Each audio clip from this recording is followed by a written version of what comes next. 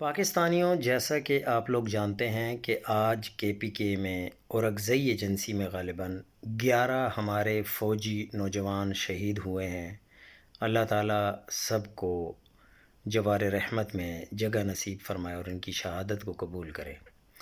ایک 36 سال کے نوجوان کو وزیر اعلیٰ کے پی بنانا صرف خان ہی کر سکتا ہے، جس ملک میں سیاسی پارٹیوں کے پیدا ہونے والے بچے بھی حق حکمرانی لے کر پیدا ہوتے ہیں اور خاندان سے باہر کچھ نہیں جانے دیتے۔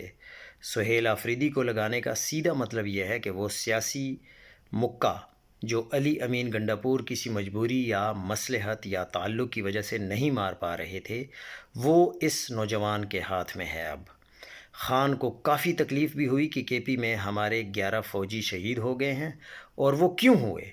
انہوں نے کہا بھی تھا کہ فوجی آپریشن بند کرنا چاہیے، لیکن علی امین ان احکامات پر عمل نہیں کر سکا۔ اب یہ بڑا چیلنج ہے سہیل آفریدی کے لیے، جو کہ مراد سعید کے قریبی ساتھی بھی ہیں، کہ کس طرح مزاحمت کی سیاست کر کے خان کو باہر نکلواتے ہیں اور آپریشن بھی رکواتے ہیں، جس سے ہماری فوجی جوان شہید ہوتے جا رہے ہیں۔